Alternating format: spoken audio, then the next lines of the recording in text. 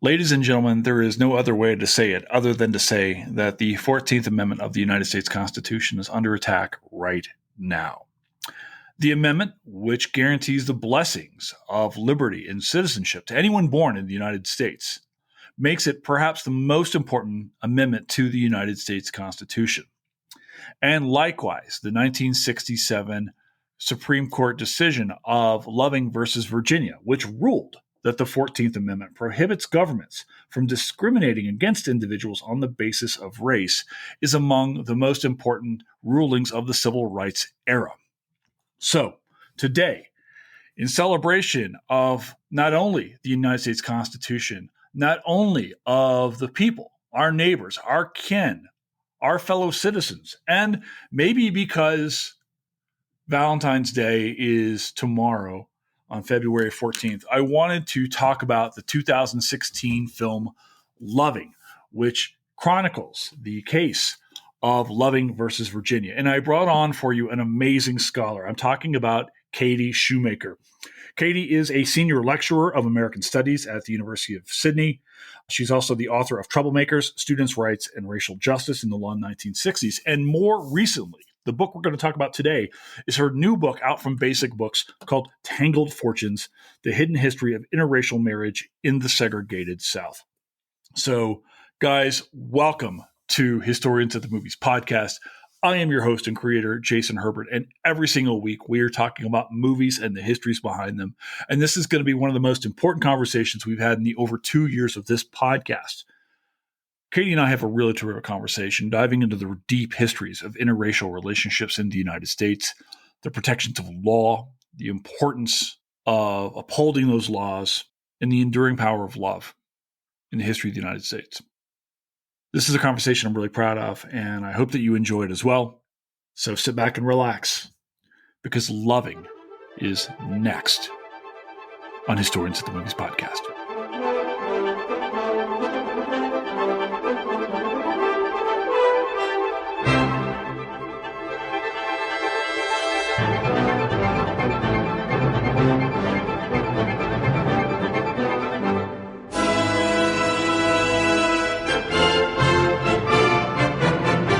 Katie, how are you? I'm wonderful. I'm doing very well. Thank you. How are you? I'm good, and I know you're doing great because we've been talking for 15 minutes. I always feel like such a fraud. And people who listen to the pod religiously know that I do this. So I'm like, we've been talking for 3 hours already. But anyway, I'm so glad to talk to you. You wrote a book, this book that you do not have yet, but I do. No. I'm holding it, and you don't have it. Tangled Fortunes, The Hidden History of Interracial Marriage in the Segregated South from Basic Books. I read this week, and I couldn't stop reading this book. I opened it up. Typically I have to skim, and at the very least, you do the thing where it's like, okay, let me figure out what to say. And I just kept reading. And I was like, well, what happened next? So darn you ruined my week because I spent more time reading your book than I thought. But I am so excited to talk to you about this. And I put out on Blue Sky earlier in the week that we were going to talk about this film Loving. And the response we got was overwhelming. People were very excited to hear you. So, and to hear us talk about this. So hopefully we won't let anyone down today. I know, no pressure. No pressure at all, but that's okay. That's fine. You know what? If people don't like it, they can have their money back. That's fine. Absolutely. Exactly. Let's do this. You want to introduce yourself and tell us what you do? So my name is Kathryn Schumaker, but friends and enemies call me Katie. And I am a senior lecturer at the University of Sydney. I'm in an American Studies program now. I was at the University of Oklahoma for 10 years, and I'm a historian of the law in the United States. I'm really interested in sort of how race and sex and other categories of analysis intersect with the law. And I'm mostly interested in how ordinary people experience the law in their everyday lives. So this is something that historians call like legal culture. So, how does the law shape the way you live? To what extent does the letter of the law relate to how people understand it, but also whether they obey the law or not is a big part of my study. So I'm really just sort of interested in, kind of everyday people, ordinary people who the Lovings very much were, which is one of the things I find actually quite remarkable about their story. And those are the kinds of stories I like to tell in my books. Well, I am excited because this book is going to be dropping just before this podcast comes open. So I'm hoping that people will be able to read a little bit of this beforehand or read this book afterwards, because there's so much good stuff in here. Of course, we're going to talk about the movie. I have to ask you more, though, because I have to know how a scholar of the South, the U.S. South, ends up in the really South in Australia. So how did you end up there as a scholar? Because I have looked myself. I'm like, you know, it'd be great if I could be like the hillbilly in Australia. You know, Australia has its share of hillbillies. Really? I could find is there a Kentucky version of Australia? Oh, yeah. It's called Queensland. Oh, I'm writing this down. I have to find my people. Oh, well, so is Kentucky. It's lovely. It's where the Great Barrier Reef is. It's gorgeous. It's amazing. I do surf. All right. Yeah. And fish, obviously. But go on. All right. So you say, how did you end up in Australia? So I married an Australian. Oh. So that was my first connection, is a personal connection. Do I also have to marry an Australian? You don't. You do not need to marry an Australian. It's not a requirement to work in Australia, but it did help in my case. But I applied for this job at the University of Sydney. I've been there a year now, and it's wonderful. I love the institution. I actually have a lot of American students who are on exchange. Oh, for real? Taking American studies at a foreign university. Yes. I mean, it sort of makes sense, right? You sort of think, oh, if you want to go to Sydney and enjoy the beaches, you might take some classes on the US while you're there. So yeah, we have wonderful students and a really great, thriving program in American studies. We're, I think, the only American studies program in Australia. So it's been a really nice place for me to land. And I have these wonderful colleagues, and yeah, it's just, I feel like very lucky that it's worked out. You and I are both Americans.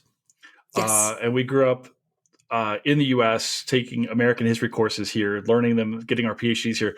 But I'm wondering, like, what's the perception of, like, is there a difference in the way that, like, American courses are taught in Australia? Like, I have to, like, is there an exoticism about the U.S. that doesn't, like, I'm fascinated to know what the reception of us is, and maybe a little terrified at the same time. Like, are there expectations of the U.S. as people are coming into your classes? I'm talking specifically about Australian students. What are people thinking about as they're coming in? What's the perception there? In Australia, and I think in a lot of other Western countries, places like Canada especially, the United States is inescapable. It's front page news, what Trump is doing, what, the US federal government's doing. Like the wildfires right now are front page news here, in part because we have this shared history of this kind of ecological phenomenon of areas that are meant to burn and that do burn regularly. And actually there used to be a lot of sharing of helicopters and other equipment and sometimes personnel when bushfire season was not happening in the winter, which things have changed now.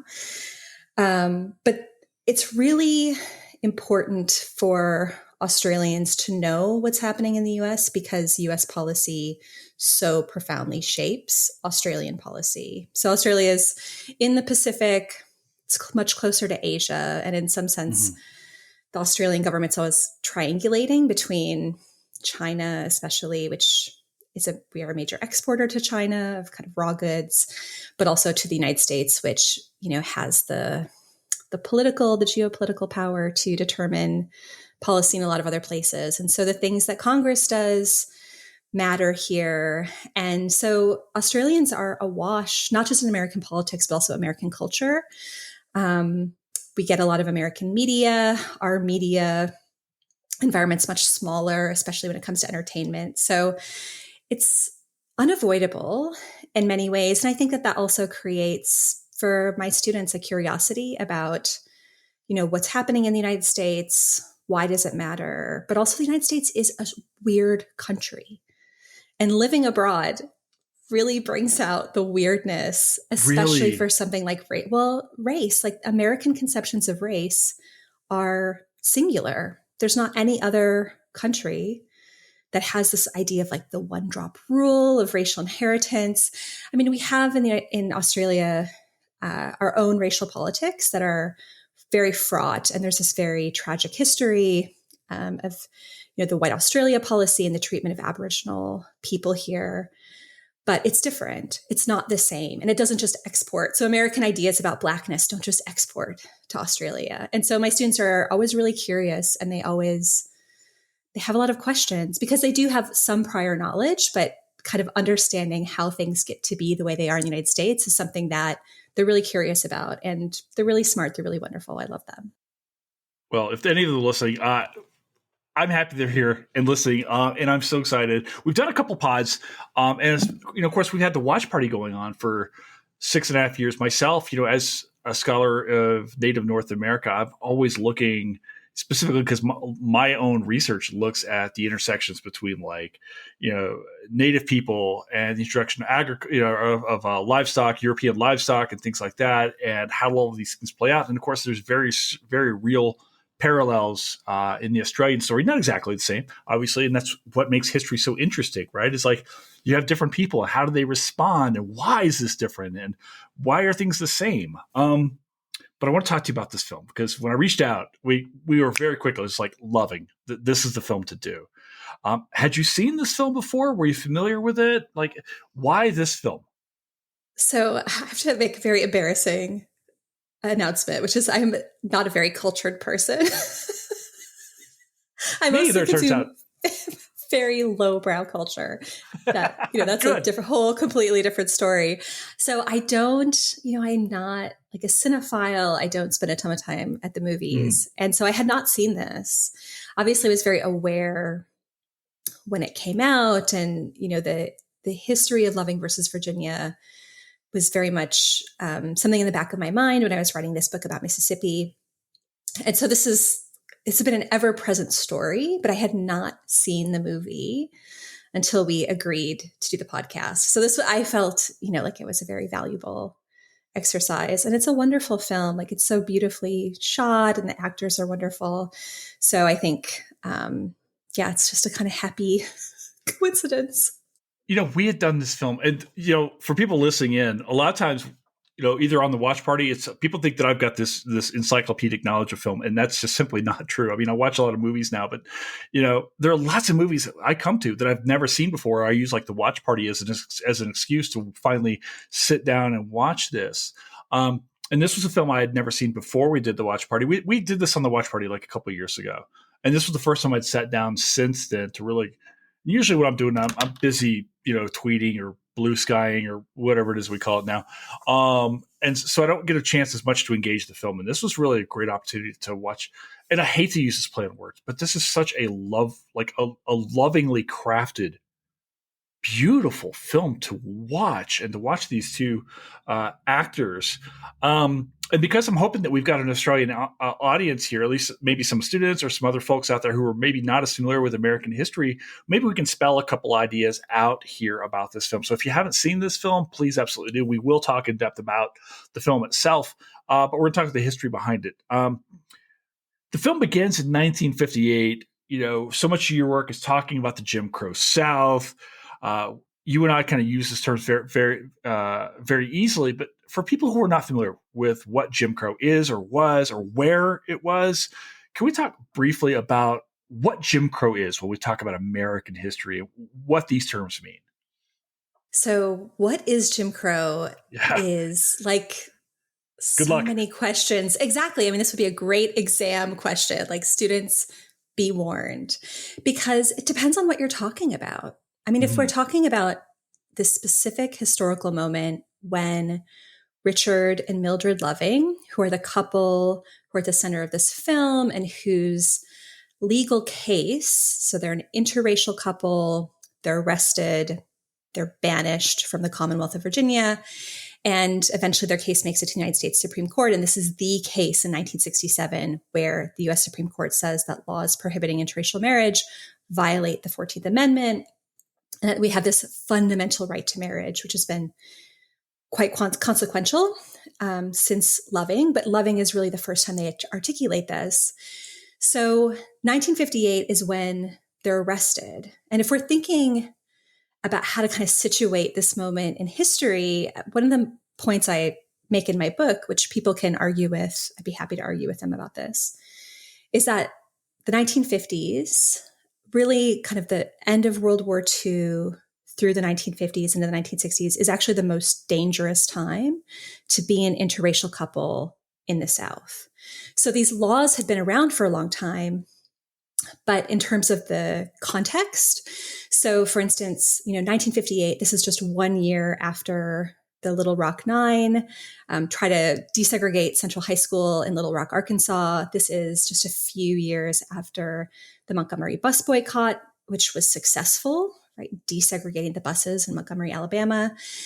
So this is the height of the Black freedom struggle, but it's also the height of white resistance in the 20th century to Black freedom. And this is because white Southerners are never more defensive in the 20th century about white supremacy and about protecting white supremacy than they are in this moment. They're very anxious, right? Because some people see possibility, right? They see the success of the bus boycott. They see desegregation. And the thing that's, of course, made white Southerners extremely furious is the Brown versus Board of Education decision, which was decided in 1954. That's the decision that says that state mandated racial segregation is unconstitutional in American public schools. So this moment is both a moment of heightened activism, but is also a moment of white violence, intimidation. Of course, the Montgomery bus boycott is launched in 1955. That's when Rosa Parks is arrested. But this is also the year that Emmett Till is lynched in Mississippi, which of course becomes a huge national story. And so I think the politics of this moment are unique, and they make couples like the Lovings uniquely vulnerable in ways that even 20 years earlier, they might not have been. And that has to do with, of course, the fact that Richard Loving is a white man and Mildred Loving is a Black woman, and that the genders are not reversed because, of course, interracial relationships between Black men and white women were much more fraught and much more dangerous throughout the Jim Crow period. But my book is really about these relationships between white men and Black women, people like Richard and Mildred Loving. And so I make this argument that this is really the most dangerous time to be in this kind of relationship, and they face serious consequences for it. I think one of the things that the film really does well, and maybe we could talk about this throughout, is talking about like the anxiety under which these folks have to live their lives, of physical threats to their well-being, of legal threats, of cultural threats, of acceptance within their own societies. I really want to dig into that here in just a second. But, as we get on, one of the things that we see much later in the film is the idea, the arguments is like, hey, these laws, these anti-miscegenation laws, these anti-interracial marriage laws, or these anti-interracial coupling laws, if you will, are extensions of slave laws. And one of the things you talk a lot about in the book is about who's writing these laws and like how these laws shape society and what the goal of these laws are. So maybe can we talk a little bit about like who's actually creating these, the laws that say Loving versus Virginia is going to overturn, and who are the authors of these laws? So these kinds of laws that are regulating things like interracial sex and interracial marriage. So all of these get grouped under this term anti-miscegenation, which itself is a term that didn't exist prior to the Civil War. It's invented basically to give a pseudo-scientific veneer to the idea that interracial sex is unnatural and that therefore it's undesirable. And this is all happening basically in 1863. So very much under the guise of scientific racism. So anti-miscegenation refers not just to these laws governing marriage, but also laws that are doing things like prohibiting interracial couples from having sexual relationships, but also even just living together. Like cohabitation laws are a big part of my book on Mississippi. So they all fall under this umbrella. And there's this long history in the United States that goes all the way back to the 17th century. To Maryland and Virginia are the first states, well, they're colonies at that point, to adopt these kinds of laws. In that context, so in the 17th century context, these laws are really trying to control things that are happening on the ground. So The boundary between slavery and freedom was much more porous. In the 17th century, it was not yet established in every American colony that racial slavery was inheritable, that it was exclusive to Black people. And so, as a part of making this connection between race and slavery, which of course people take for granted by the 19th century, by emancipation, in the earlier period, that these laws are trying to create those distinctions. And so they're trying to really regulate the sexuality of white women. So we both have laws that are, making it a crime for a white woman to marry a Black man or to, have a sexual relationship, have children with a Black man, because that's blurring this line between race and slavery. So we see both laws regulating marriage, but we also see laws that are defining the children of an enslaved Black woman. These also come from the same period, from the 17th century, that really make this something that matters both in terms of race, but also gender, right? Because they're trying to ensure that white women have white babies and that those white babies will be free because they won't have enslaved Black fathers. So we'll resolve that question. But they're also concerned that the children of enslaved Black women will be enslaved themselves. And this idea that your status as free or enslaved passes through the mother is what starts this distinction between how the laws, and I argue also how society, this is really about how culture and society think about interracial sex. It's not just about race, it's also about gender. And it matters who the woman is, it matters who the man is. And these laws are much more concerned with policing relationships between white women and Black men than they are with policing relationships between Black women and white men, because of course, the children, the products of those relationships, if those Black women are enslaved, those are more enslaved people. They grow property, they grow wealth. And so this is a very long history that's very much rooted in slavery. But by the Civil War, the context has changed. And I think something that probably would surprise not just maybe Australians listening to this podcast, but also even Americans, is how widespread these laws were. It's much easier to count and name the states that did not have laws prohibiting interracial marriage than it is to identify the states that did, because they were coast to coast, they were national phenomenon. There's a couple outliers in the Midwest, like Minnesota, Wisconsin, a handful of states in the Northeast, Alaska, Hawaii, and of course, which matters for the Loving case, Washington, D.C. is another place that never had a law prohibiting interracial marriage, but virtually every other state did. And these laws often didn't just target relationships between white people and Black people, although every law prohibiting interracial marriage did explicitly prohibit those kinds of relationships. But many of them also grouped in Native Americans. They might group in Asians, especially in the West. Mississippi's law also prohibited white Asian relationships, which mattered because there was Chinese migration to the Mississippi Delta after the Civil War. So the terms of these laws vary from place to place, but places like Utah, Indiana, Arizona have these laws until the 1950s and in some cases the 1960s. So this is not just a Southern phenomenon. So when we think about, again, Jim Crow, like what is Jim Crow? It's not just limited to the South. Some of these states have laws prohibiting interracial marriage, but not laws requiring racial segregation in public schools, for instance. So it's really variable. It really depends on what we're talking about when we talk about Jim Crow and even miscegenation law. Because, of course, some of these states had laws prohibiting interracial marriage, but they did not necessarily prohibit interracial sex. And that's true in Mississippi. And to me, that matters. That distinction really matters. That's a big part of the story that I'm telling in terms of who gets prosecuted and why and when. But there's a lot of variation. And I think the commonality is probably the thing that's most shocking to people about these laws.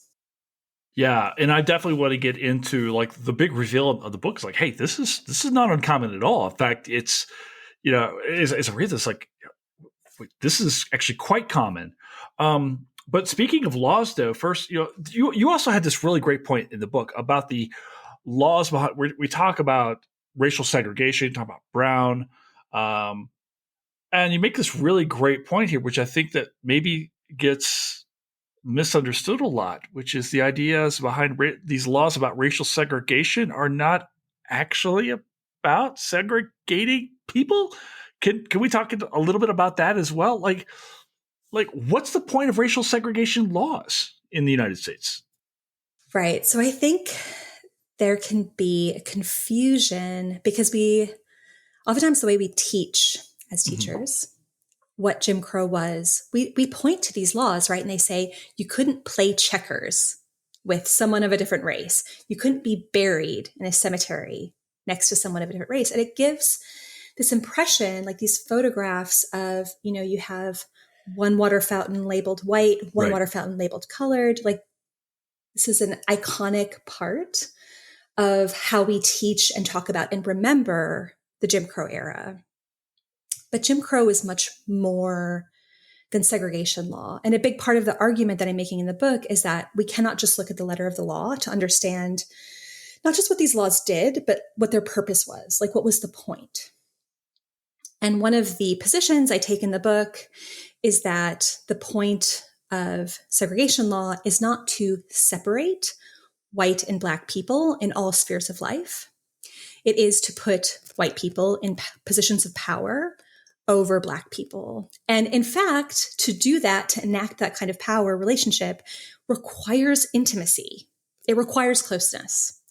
But this is also tied up in the kind of benefits that white people get from white supremacy. So, for instance, a big part of why white supremacy is so important in a place like Mississippi is that it's very profitable to white people. Having Black sharecroppers living on your land, possibly very close to where you live, having Black women who work in your home, who raise your children, who prepare the food, who serve you at your table. These are very intimate spaces. And this, of course, having this access to cheap labor benefits white people. It doesn't benefit all white people equally, right? The more money you have, the more you're able to take advantage of this exploitation of labor, but it does benefit poor white people as well, right? So you have this ability to move up. You have this ability to earn higher wages than Black workers do, but also, when you think about things like the schools, the inequities between the funding for schools for white children and schools for Black children are astonishing and really appalling in a lot of examples. So I think understanding that, like that the laws, in some sense, because of Reconstruction, right? Because we have these amendments to the Constitution that say, you can't, the states have to offer equal protection of the law to all persons, right? That they can't just put white people clearly in positions of power over Black people. They require this kind of, I guess, what we could call formal equality. And segregation law provides that, right? It says, it applies this rule about separation to everyone. But that's not the point of the law. The point of the law is white supremacy. So, of course, the way that those laws are enacted and the way that people understand their purpose, and also the way that they shape people's everyday lives, are dependent on that other sphere. And one of the things that I argue in the book is that we have to understand the kind of Jim Crow that's operating in a place like Mississippi, in a place like Virginia, as being not just about putting white people in positions of power, but also protecting the power of specifically white men. And they are the ones who are making these laws. So if you look at just the facts, like the South is one of the last places to embrace women's suffrage, even though white women suffragists were eager to embrace racism and argue Southern white women needed the right to vote because they could counter the votes of Black men. They still made these racist appeals, and yet the Southern states were some of the most resistant to adopt laws allowing just white women to vote, right? Where Black people have been effectively disfranchised by the 20th century. So the role of gender here, if we're looking at like who's making the law in Mississippi, it's white men. They're the ones who are in the legislature. They're the ones who are on the judiciary. They are the judges of the state Supreme Court. They are the circuit court judges, but also they're the juries. So white women did not serve on juries in Mississippi until the 1960s. And this was something else that was very different by region, right? So when we think about like what the law is, it's both about what it says, so who writes it, but it's also about who determines who the lawbreakers are. And in a place like Mississippi, this is white men. This is exclusively in the 20th century up until the 1960s, it's white men. And so it's really the white man's law. Now, this is not to say that this does not benefit white women, right? Right. Yeah. It's the thing I wanted to ask about was like, because women, and I kept thinking as I read through this, as I read your book, I thought obviously the big thing came to my mind was Emmett Till, thinking about what happened to that young man murdered, and thinking about Carolyn Bryant. When I used to lecture, Katie, I don't know that I ever got through a lecture on Emmett Till without crying in class. Not a single. I don't think I ever lectured on. I can't do it. But how are white women benefiting from these laws as well? Because so much of this is about policing their own sexuality. But how do women? Because white women are buying in on this. Yeah. Yes. I mean, there are some outliers there, as there always are, but the vast majority of the time, white women are supportive of these laws. They are supportive of this, culture of law that places white men in these positions of power over basically everybody. So, not just Black people, but also white women, especially in the home. And this is something that is really related to marriage law, these ideas about, so the United States, as part of the common law, had this idea of coverture, which meant that when a woman got married, she lost her legal personhood, which was actually the argument that was made for not letting women vote, because the idea was that you're under the coercive control of your husband. So a vote for a married woman is 2 votes for married men, which isn't fair to single men, right? So we have, this idea of coverture, which really makes it very difficult for women, but not impossible. But it makes it difficult for women to exercise legal rights, to have formal legal equality. But power is not just about rights. Like having rights, Americans love to talk about rights. We love to celebrate rights. I'm a little critical of this framing. I think in 2025, people are a bit more aware of the limits of having certain rights and how they can be taken away. But I think for white women, one of the ways that white men justified, and white women as well, the need to subordinate, especially Black men, to curb their political power was by saying this is about the protection of white womanhood, that we have to protect white women from Black men. So there's a lot more concern, and certainly the political and cultural spheres with white women and sort of protecting white women and elevating them in a kind of cultural sense of not necessarily giving them a lot of rights, a lot of power in the public sphere, giving them a lot of power in the private sphere.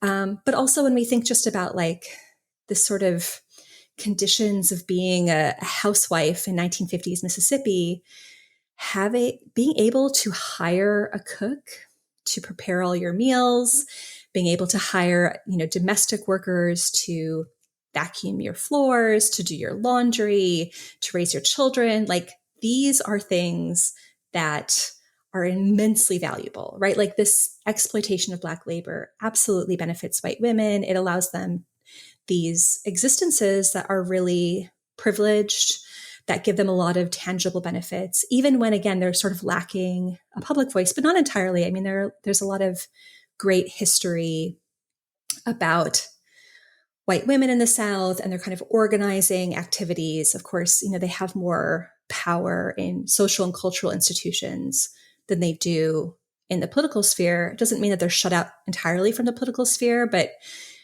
from my perspective as someone who's really interested in like what happens to someone who gets charged with being in an interracial relationship, like what actually happens to them if we look at the judges, the juries, the police, like these are male spaces. And so the book doesn't pay as much attention to kind of the role of white women and what's happening with them. I mean, they're obviously quite critical of these relationships.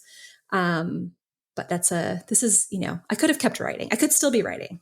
You could write, yeah. Why didn't you write 3 books instead of just the one, which is lovely. And again, I have a copy right here. I want to ask you about I want to go to the film itself because we jump in, we see sharecropping immediately in the film.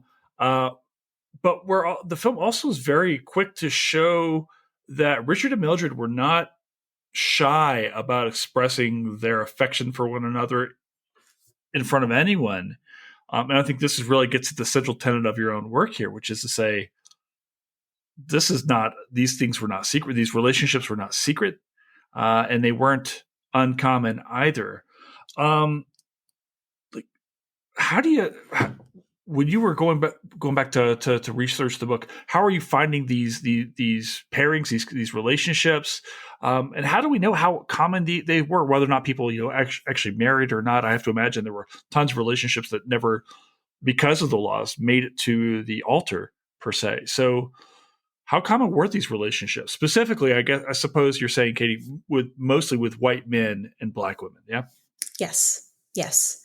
So almost all of the couples that I write about in the book are these kinds of pairings. So white men and Black women. This kind of relationship was not that uncommon especially in Mississippi. But I think I've been doing a bit more research outside of Mississippi since finishing the book project. And there's evidence that this is not just a story that's limited to Mississippi being a weird, strange place. And the Lovings are an example of this, right? Where they have this relationship. It is not a secret. The thing that causes law enforcement to become interested in their case is not the fact that they're together. It's not the fact that they're in love, which from all evidence, this was a very strong relationship, a very strong marriage that was really rooted in genuine affection, which is not to say there weren't power dynamics at play here, because of course, being a white man, Richard Love, there's a great scene in the movie where someone points this out. They're sitting in a bar and someone points this out that, any Black man in this room would trade places with you, Richard, when he's kind of talking about their struggles. But there's an openness to this relationship in the movie that I think is very true to life. It's when they go to get a marriage license, which they go to Washington, D.C. to do, that law enforcement arrests them and that they get charged. And of course, they're charged with violating this Virginia law that prohibits interracial marriage, not just between white men and Black women, but also between, anyone with, 1/16 or more American Indian ancestry. And of course, Mildred Loving is an interesting person in which she claims a biracial identity herself. So she identifies not just, there's some discussion about this more recently, but she identifies as a person who has Native American ancestry. And so the law that they break operates in Virginia. They go to Washington, D.C., which doesn't have a law like this, and they return home to their community. The sheriff comes in the middle of the night. All of this is true. It's depicted in the movie. It's true to real life. And that's what spurs their case. And the book that I write is really focused not just on marriage as sanctified by state actors, but right. One of the arguments I'm making in the book is that historians who've looked at what we term anti-miscegenation law, which is not just laws prohibiting marriage, but also sex, that I think that they've focused too much on prosecutions of these marriage laws. And a lot of these books look at appellate cases, but of course, to get to the appeals level, you have to be convicted. So one of the things I was really interested in is, were people charged? If they were charged, what laws were they charged under? And what I found in Mississippi is that the vast majority of these relationships between white men and Black women, these couples do not seek out marriage licenses. Instead, they live together, they have children, they sometimes pass property to one another. And in fact, you didn't need a marriage license to consider yourself married in Mississippi. And this is true of a lot of states. Well into the 20th century, common law marriage, which is a way to distinguish private marriage, so maybe informal marriage, but these unions where people agree to be married, they consent to be husband and wife, which the law of marriage is based on this idea of consent. So if you consent to be married, then the law will hold you to that. And there's a very long history in the United States of courts, but also legislatures acknowledging that those kinds of marriages are also valid. So in Mississippi, interracial couples, for the most part, did not get marriage licenses. And I would say that they're doing this on purpose because the marriage law in Mississippi is very harsh. It's up to a 10-year sentence at Parchman Farm. If couples did not get marriage licenses for white men and Black women, it was very unlikely that they would be charged under the marriage law. And this is not necessarily because these couples didn't consider themselves married. I have a lot of evidence that many of these couples did consider themselves married. Instead, it's really about how white people see these relationships.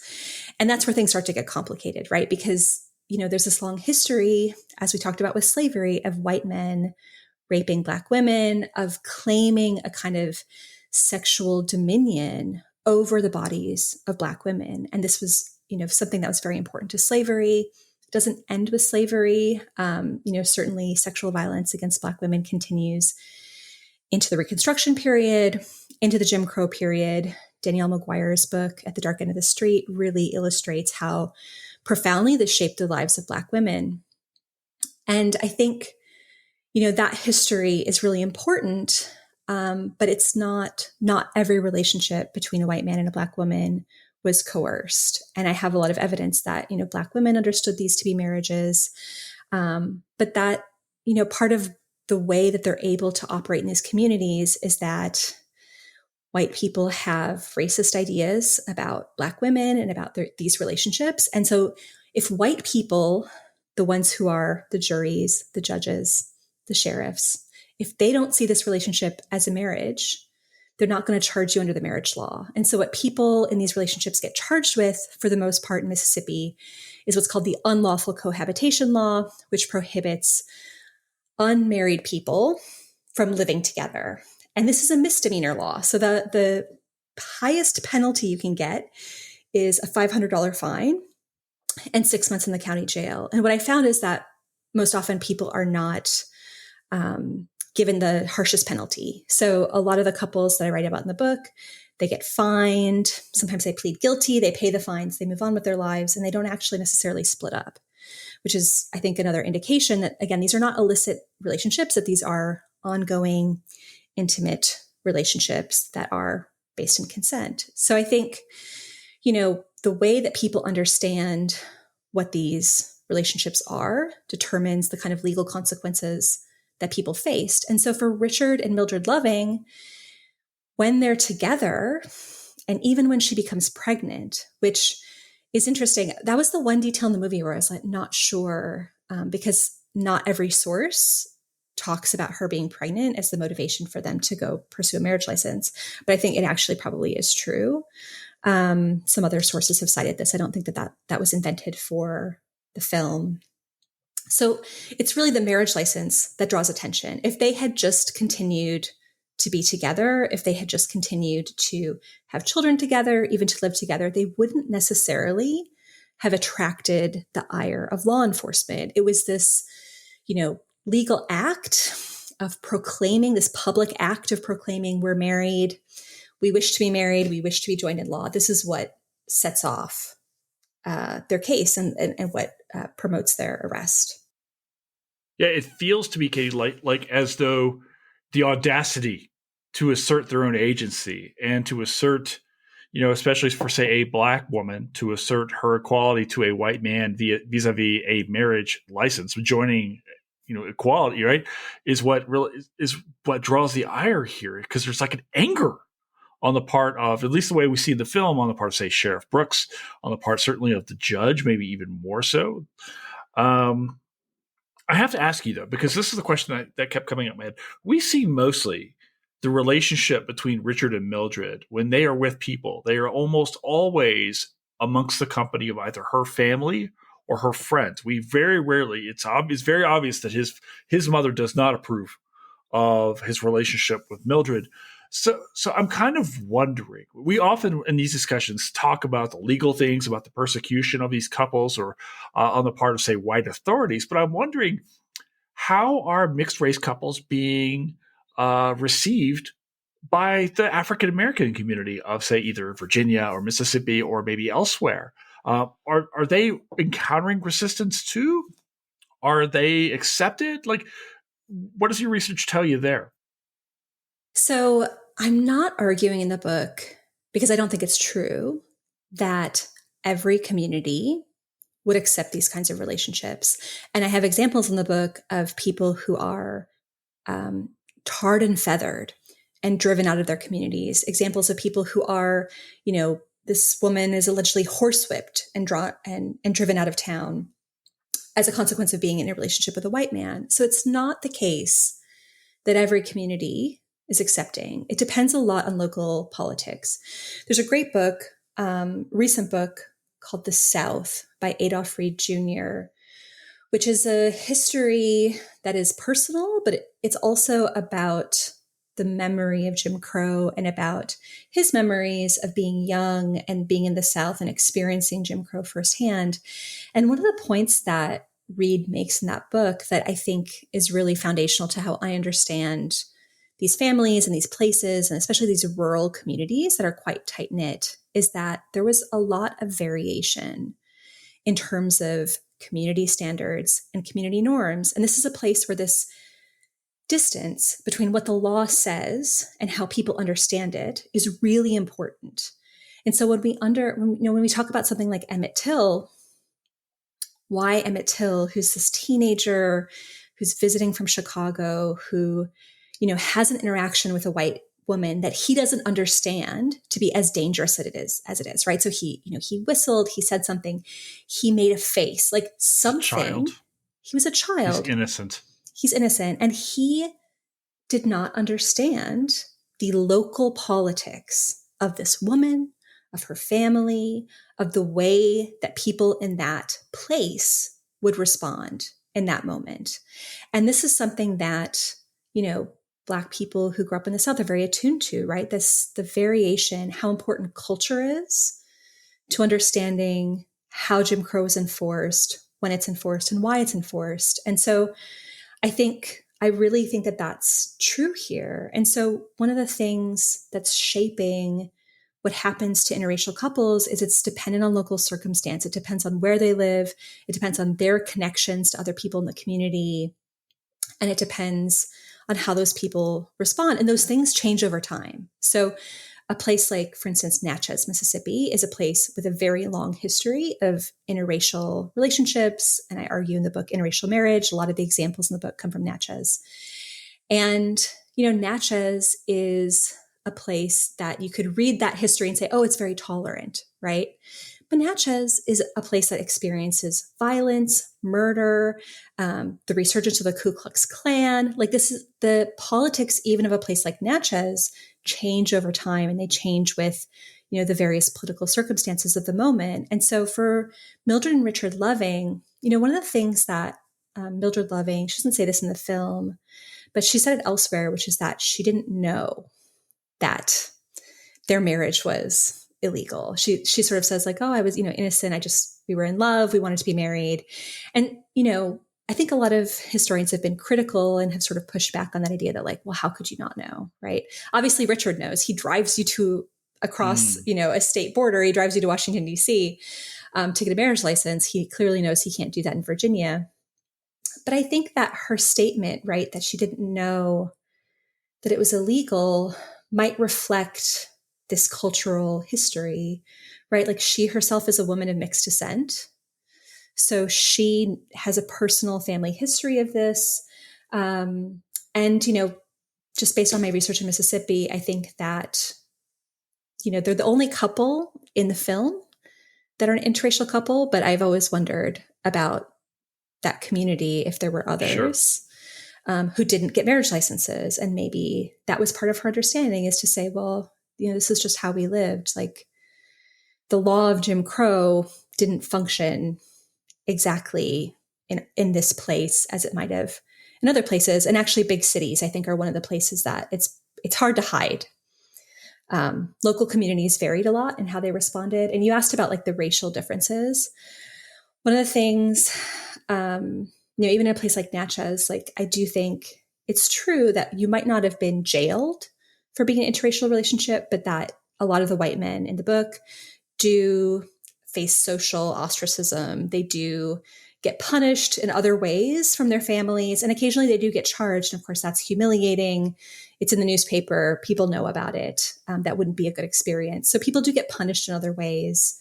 I think I hesitate to sort of say like, well, the white community saw it this way, the Black community saw it that way, because there's tons of variation. And we see this even with her family, right? That her sister is angry at Richard because she feels so strongly that he's put Mildred in jeopardy, in very serious danger, especially when she's in the jail. Like, she's so vulnerable to sexual violence, to retaliation in ways that he isn't. So I don't know that it's the case that they were accepted everywhere. I think, again, this depends on families. Like, some families approved, some families didn't approve.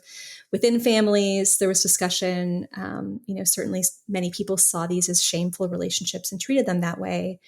And that wasn't necessarily just a racial binary, I think. We talk about Mildred. I think about Ruth Nega's just performance, which is just both leads are amazing. Joel Edgerton, actually an Australian, as he does a lot of American stuff. He's so good. But Ruth Nega is so just captivating and her vulnerability. Talk about especially when she's pregnant in the jail. And I actually want to key in here because I think that one of the real strengths of your book is talking about the threats to inheritance that these laws presented, and reason and on that, like what the overturning of these laws does. Can you talk a little bit about what these laws challenge? Like, what was at risk here for their children, as far as inheritance goes, when it comes to children of mixed race relationships? Yeah. So in the book, I argue that the place where these laws prohibiting interracial marriages, where it was most effective and was most robustly enforced in Mississippi, and I think elsewhere, is an inheritance law. So, there's a chapter about a family that, begins with emancipation. This family, they are legally married, this man and this woman, the Covingtons. This is the third chapter.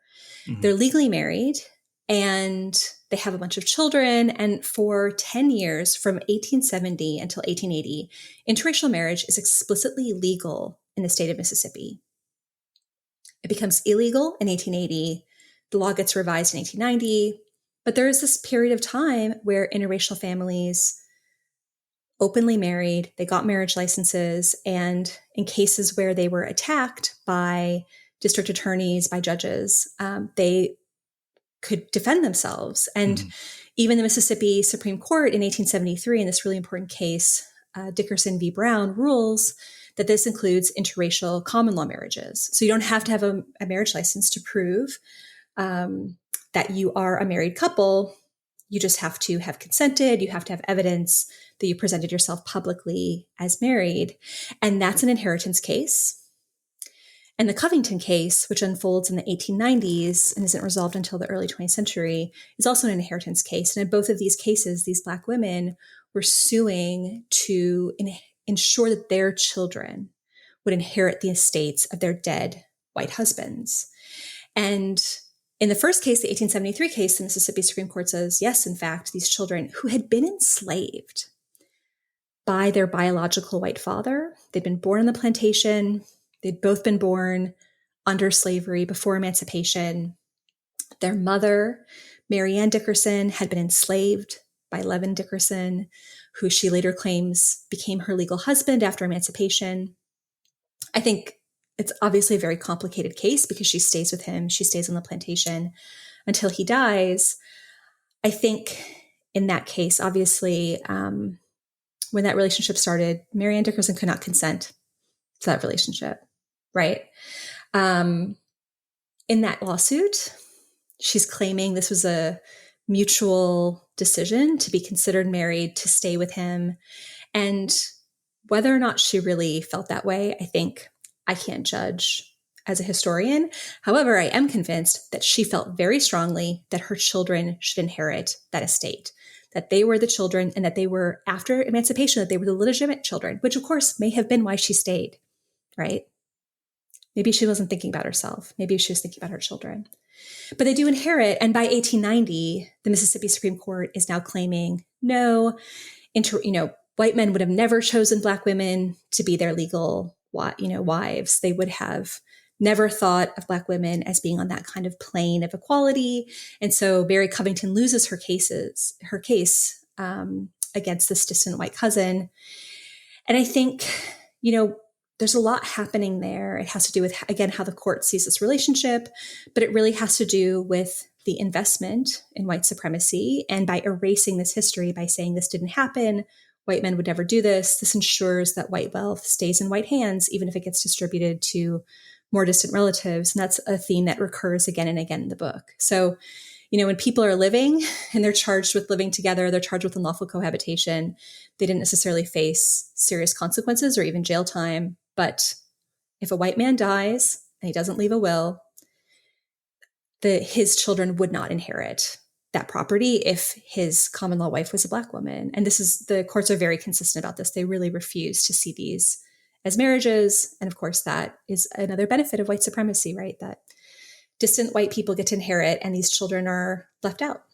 Yeah, you talk about this. Like there are ne'er-do-well cousins in your book who are like, well, we'll take the property because we're white. And it's living, again, I think one of the things that both your book and the movie do so well is, again, it's just like living under the threat of losing everything is a constant fear. And I wonder what kind of life alone that robs you from, as far as being able to express your love for someone or live openly or just not worry about your children's well-being in ways that I frankly will never have to worry about. I want to ask you about the ACLU because they come into play here. They are ultimately who kind of bankroll, I guess, the operation behind challenging these things. First of all, we hear so much about Supreme Court cases and this, that, and the other. And oh my gosh, watching this film, Katie, I'm like, how would you ever say, okay, I'm going to go back and appeal this, and under the threat of like going to jail here, and knowing that not only am I appealing this, I want to lose the appeal, and understanding you are carrying the weight of this, the burden I have to imagine that Mildred and Richard must have felt. I can't imagine that. But can you talk a little bit about what the role the ACU is doing in the 1950s and 60s? When she gets the phone call, she clearly knows who these guys are. What's going on with the ACLU, and how are they trying to help move this forward? Yeah, so it's interesting because we think of the big civil rights case litigators as NAACP lawyers. So people like Thurgood Marshall, Constance Baker Motley, some of these really important, especially Black lawyers. And the people who end up bringing this case are two white men. They are ACLU lawyers. They're really young. They're babies. I think, this is one place where, as a historian, you want to say, oh, there's more to the story here, right? Because there is, and in fact, there were other cases that were making their way up through the courts. This was not the first time that the Supreme Court had been asked to review these laws prohibiting interracial marriage. Other couples had done this. This is just the case that makes it. So there is a kind of element of chance here. But I think a big part of the story is also that there's this constant tension between Mildred and Richard and their desire to be together and their desire to be home. Yeah. And I think they could have stayed in Washington, D.C., right? There were no legal threats to their marriage there, but the movie shows very effectively that Mildred Loving was very connected to her family, that she wanted to be in her community. She wanted to raise her children in the same place that she was raised. She wanted them to be able to play outside. She wanted them to have a certain kind of childhood. She really wanted to protect them in this way. And she didn't feel comfortable in the city. She felt that her children were endangered. And this car accident that happens really motivates them, because of course there's a scene where their lawyer says, well, you just need to go back to Virginia and get arrested again. This, to him, because he has all this faith in the legal process, is like a very rational thing to do, right? You have to restart the case so that we can appeal it. Right now, we don't have grounds to appeal this case because it's been too long since you've been arrested. You've been in DC too long. And they, of course, know how dangerous it would be for them to go back. They'd already been warned. They'd already been arrested multiple times. And of course, the kind of threat that they face if they get arrested again, coming from law enforcement, coming from jailers, is different for Richard than it is for Mildred, who is so vulnerable when she's jailed. And I do think, the movie doesn't hit you over the head with this. It does a little bit, but, she's not safe in the jail. Black women were not safe in jails. They were physically assaulted. They were sexually assaulted. They were raped. Like, this was a very real risk to them. And they understand this. But at the end of the day, like, we can see that this desire to be home, this desire to, cut through this situation to try to do something, motivates them to return and to ultimately have the case kind of reactivated so that it can be appealed and then eventually accepted by the U.S. Supreme Court. And this is also informed by the 60s and by the changing national landscape, in the sense that things were more possible than they had been previously. And I think that also shapes their response. But it's like, ultimately, they just want to go home. And I think that that's such a normal, understandable thing, to be in your community. And that's what ultimately drives them to make this choice. Yeah, I mean, it's just sitting there, you go, geez, how could you even take that risk? And I think one of the amazing things is it really kind of shows Mildred's own push for this, is where she's really kind of making a lot of the decisions and saying, we're going to do this. And Richard's kind of, okay, I'll go along with this. I really kind of appreciated in a lot of ways, both performances, the idea that, like, Richard's, and I mean this in a really respectful way, just kind of a salting the earth kind of a guy who, he just wants to go home. He's not interested in making these big fights. Early on we see he's like, can't you just talk to the judge? Where, these guys are not trying to be heroes, but this is what gets them home. Mm-hmm. I wonder, are there parts of this film that really, as you went through and watched this, you're a scholar of this era, you're intimately familiar with all of this stuff. Are there parts of this film that are really working for you that you go, wow, I really like how they did this? Are there other parts here that you really, really, really resonated with you, Katie? Yeah, I think one of the things I appreciated was the focus on home and family as the kind of major theme, right? So when the movie opens, you see, these domestic scenes, these very quiet scenes, and so much of their home life is kind of quiet and uneventful, and just has this air of normality to it, and this kind of sense of, these are just people who love each other, who want what's best for their kids, who wants what's best for their family, and they just find themselves in these circumstances where, they end up in the U.S. Supreme Court, which is not what happens to most people in these situations. And I think that is an important part of the story, because they were just normal people. They did not want this to be a test case. They did not seek out attention. They just wanted to be left alone. And that is true for the majority of people I'm writing about in my book. There's just this tension, right, between the government and this desire to regulate families and to regulate home lives, and this strong sense among couples like this that it's none of their business, that, the state doesn't belong here. We should be left to live our lives the way that we want to. They really just want to be left alone. And I think that's understanding that as like a right? The right to just be left alone is something that, most Americans might not quite fully understand. But I think when you think about your home and these ideas that we have, that, to be free, to have a meaningful sense of freedom, you need to be able to make these kinds of decisions about who you spend your life with, about who your intimate partner is, about how you raise your children, about if you have children. Like, these are actually some of the most important elements of freedom because they're the ones that we encounter every day. They're the ones that matter most to us. And so I think, when I think about, oh, why did they break the law? It's like, well, they weren't thinking about that, right? They were thinking about the things that were most important to them. And what the law said was not the most important thing to them. So I think that's a really powerful part of the film. And so much of the film takes place in their home. It's not, you don't even really get a clear view of like who's portraying the US Supreme Court justices. They're just kind of blurred. It doesn't really matter. No. No, it doesn't. This is a very intimate film about these two people. The film closes with the notes here saying that Loving versus Virginia made laws prohibiting interracial marriages unconstitutional. Both you and I know that, however, the case is 67, I think. We don't see same-sex marriages legalized for 4 decades, something along those lines, for a long time. And now, and I also kept thinking about current abortion laws with the striking down of Roe versus Wade in the United States.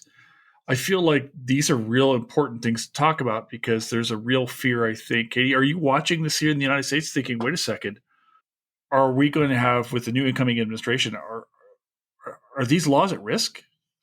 So I heard the most disturbing paper at a conference. Oh, well, go for it.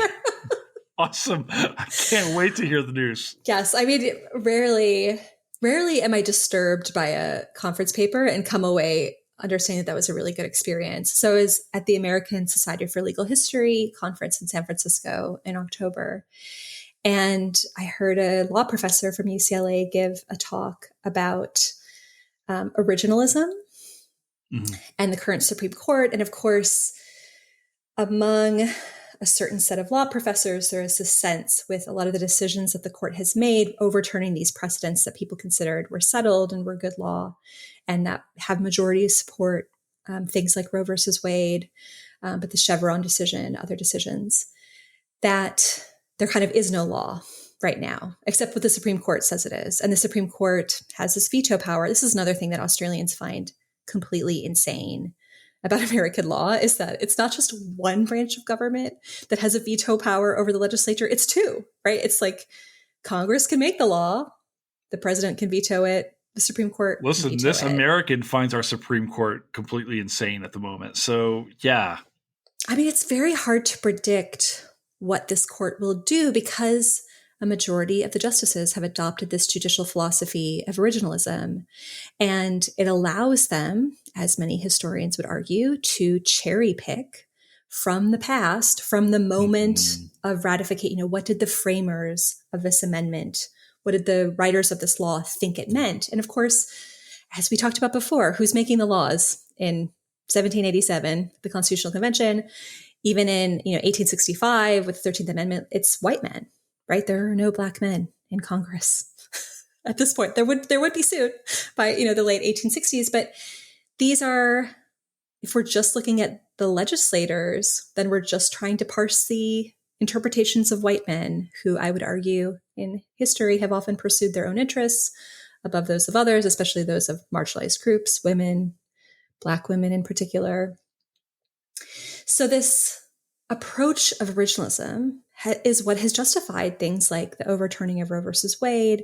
And this paper was making the argument that an originalist interpretation of a law prohibiting interracial marriage would uphold that law, that effectively the US Supreme Court has positioned itself philosophically in a way where the most sensible way that they would treat these laws would be to uphold them and determine that Loving was wrongly decided, because these laws were widespread in the 1860s. When the 14th Amendment is adopted, these laws are widespread.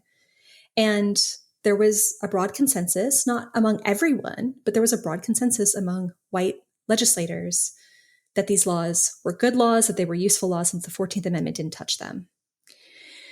So this talk, of course, it was talking about interracial marriage, but really it's about same-sex marriage. And there is a strong fear, and I think a very well justified anxiety, that the US Supreme Court could overturn Obergefell v. Hodges, which is the same-sex marriage decision. Anthony Kennedy, who wrote the majority opinion, of course, has been retired, was replaced by Brett Kavanaugh. So the court's very different now than it was. That was not even 10 years ago. So this kind of recent precedent that protects this right of marriage, regardless of the gender identity of the people in that marriage, seems really vulnerable. I don't know that most court watchers actually think that Loving versus Virginia is vulnerable. But if the court was true to its philosophy, this was the argument of this paper, it would be vulnerable, right? So I think, at stake in all of these things, and it's not just marriage, right? So it's marriage, but it's all of these really intimate personal decisions. So when we see, for instance, states trying to ban, gender transition for young people or even for adults, when they're trying to tell people what kind of medical treatment they can receive, when they're trying to tell people that they can't have an abortion, that these are affecting, again, these decisions, these elements of our lives that are actually the ones that matter the most to most people, because again, they're the ones that affect our everyday lives. Do you have children? Do you, how do you identify, right? That's such an important part of our life. And I think that it's those intimate, personal dimensions of freedom, really, that I think are actually really at risk in terms of this court, because again, they have adopted this philosophy that allows them to go back and say, well, that's not what someone thought in 1787. So therefore, you're out of luck, basically. Yeah. And we've got 4 years of an incoming administration who will likely put more people on the bench. After what we saw from their last administration, I'm worried about everything, because it's not only originalist, like you were saying, it's cherry picked originalist. The originalist, argument would have said, "Hey, don't be corrupt, Alito and Thomas." But okay, we'll see. I want to ask you about your book. You've been writing for a while. You've been studying American history for a while. You gave to us 2 books here already, one by Adolph Reed and another by Danielle McGuire. Are there other books out there that really inspire you, that you've read? You're like, wow, this is good stuff that I want people to be reading. I mean, what's other stuff that you've found that has either shaped your own scholarship or that has really kind of turned your head? Yeah, so it's hard to choose. I think with these complicated histories, these intimate histories, I think that Annette Gordon Reed's work on Thomas Jefferson and Sally Hemings is it's excellent. And I was just leading a study abroad trip for Australian students to the United States, and we went to DC, and we talked a lot about the founders. We talked a lot about slavery. And one of the things that not only my Australian students have brought this point up, I've had this discussion with American students as well, but there is this tendency when we talk about slavery for students to say, well,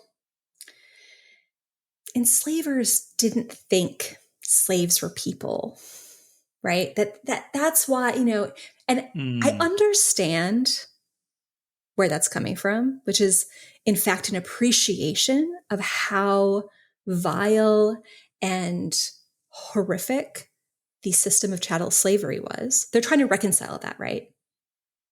With their sense today of of course we embrace persons regardless of class or color or creed, but it's wrong, right? And I think Annette Gordon Reed's work on Thomas Jefferson and Sally Hemings really beautifully illustrates the complicated way that people like Thomas Jefferson, who writes the Declaration of Independence, right? He's one of these revered founders who supposedly we can divine his intentions as he was writing something like the Declaration of Independence, which doesn't say, that only white men are created equal, that we can somehow, understand his brain. And in fact, Thomas Jefferson was a really complicated person. Like, he has this relationship to Sally Hemings, which we know. And when she published the first book on Thomas Jefferson and Sally Hemings, and Edward Reed was being very brave because there was a lot of pushback in the 90s to this idea that Sally Hemings's children had been biologically fathered by Thomas Jefferson. And that was not something that had been, proven by DNA.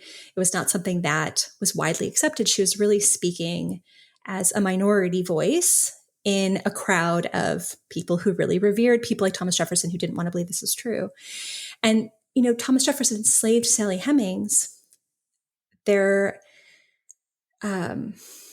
sexual relationship, which, she couldn't say no, right? She could, yeah.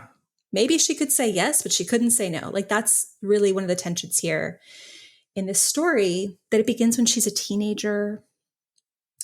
And they go to France, a place where Sally Hemings and her brother James could have been free. There was no slavery in France. And she returns to the United States. And I think what Annette Gordon Reed does really well in her book, The Hemingses of Monticello, is to talk about, the kind of things we can't know about someone like Sally Hemings, about the choices she would have made, about the deal she might have made with Thomas Jefferson, about their children, about what would happen to their children, that they would be emancipated, that she may have, been able to make certain decisions about her life, even within this very coercive framework, which again, students think is so terrible that he must not have thought she was a person. Of course, Sally Hemings was the half sister of Thomas Jefferson's dead wife.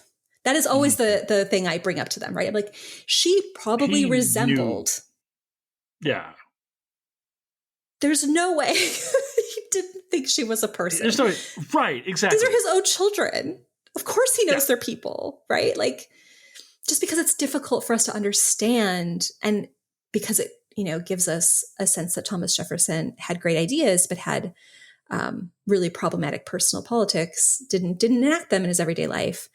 It's hard to hold all those things in your head. And I think her books do that really well. So I always recommend those books to people. I think they're just wonderful.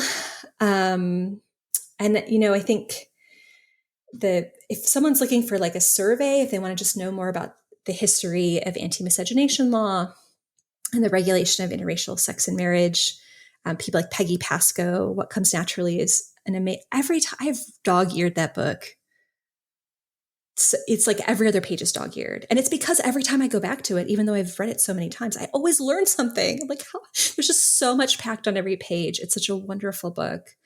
And of course, she was a scholar who was lost too soon to a battle with cancer. So she really poured so much into that book. And I think it's just incredible. It's an incredible resource. It's got incredible stories. And it really tells the more national story that my book, that's focused on Mississippi, isn't able to. Mm-hmm. And of course, I have to, one of my favorite legal historians, maybe my favorite legal historian, is Laura Edwards. And she wrote this wonderful book that is just so surprising. So when we think about the law, I think so much of my own work and the way that I think about the law and what the law is modeled on Laura Edwards and her work and these other legal culture scholars. And her most recent book is Only the Clothes on Her Back, which is a history of clothing. But it's really a history of women and property ownership. And like I said, this concept of coverture meant that like women couldn't, they were prohibited from having legal personhood. But that book just really opens up this world where when we think about clothing and like what clothing is and how it functions, she basically shows that it was a form of currency that women could use and they did use, and actually the law respected in many ways. And so it kind of goes all over. It gets really into like, I think in the days of fast fashion, we've lost some of the appreciation for like well-made garments, but she really goes into this history, this material history of like how garments were made, how they were manufactured, why they were prized, why they were so special, not just to free women, but also enslaved women. Also were able to engage in this form of property ownership. And the book ends with Mary Todd Lincoln selling her wardrobe, which was seen as this like great faux pas at the time. But Laura Edwards really makes the case that this was what she had. This was her currency. It kind of goes all over the globe, like thinking about, what is calico? These kinds of things that I think it's just really surprising. And it's a really, again, wonderful way to push back on this idea that like the law is just what it says it is. Women couldn't own property. It's just such an overly simplistic understanding of a world that's much more interesting and complicated. Well, now you've given us a bunch of stuff to read in addition to your own book. I want to ask you maybe our last question tonight, the big question we always have here at HATM, which is loving a history movie?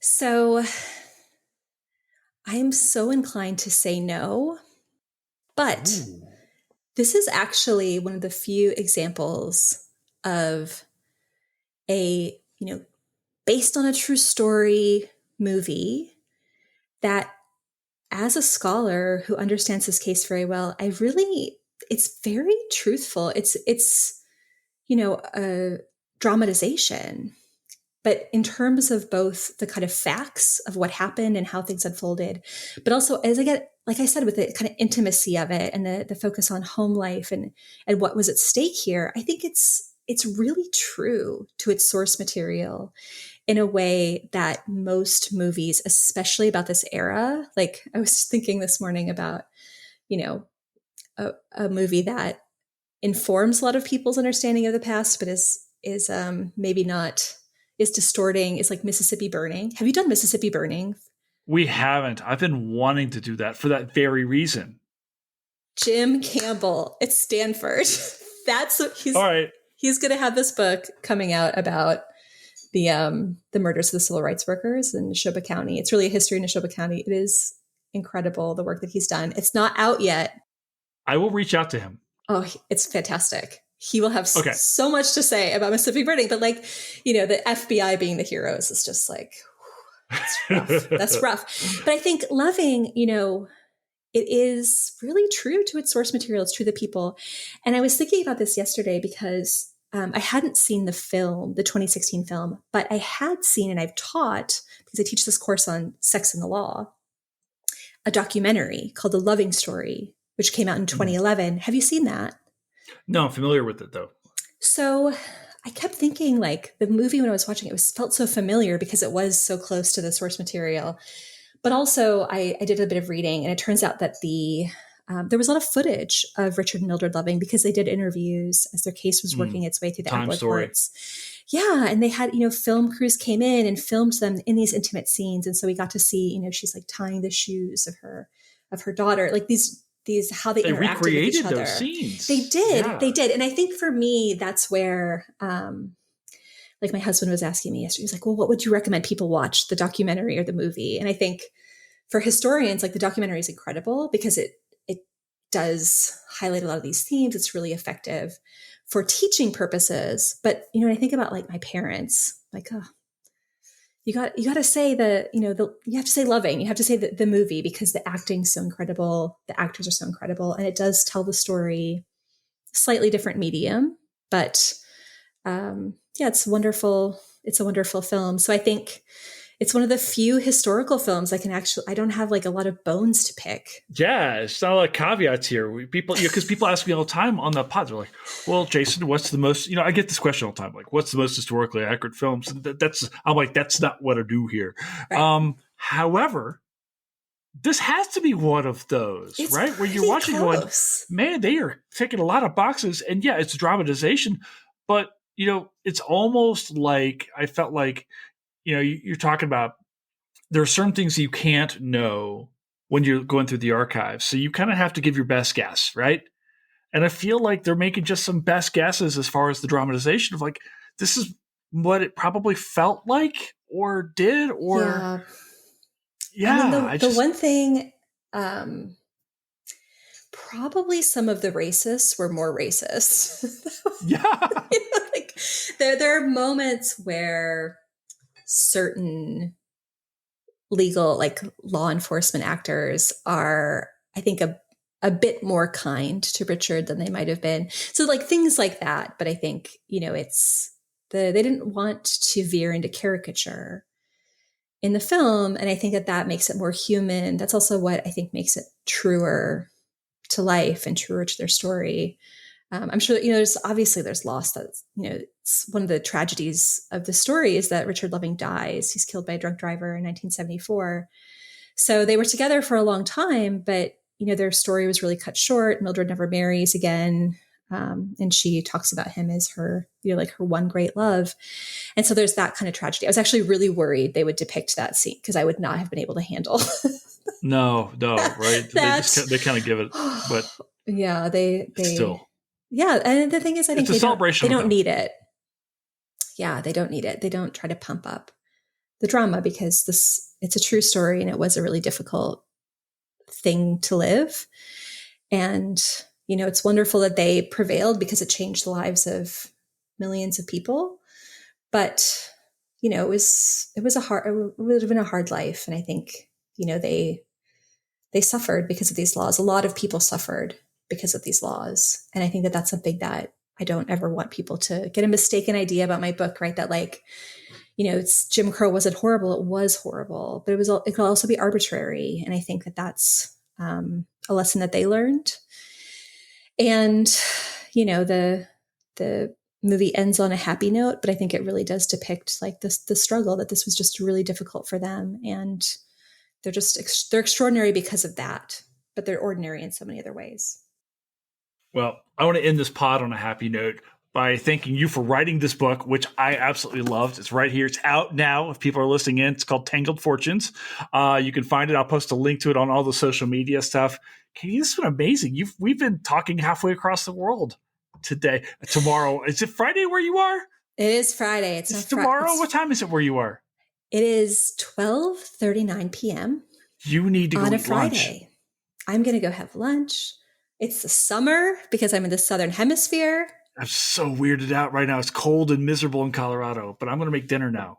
It is. I'm steaming a little bit. I'm going to go sit in the AC for a bit. But this has been wonderful. Thank you so much for inviting me on the podcast. Thank you for being here.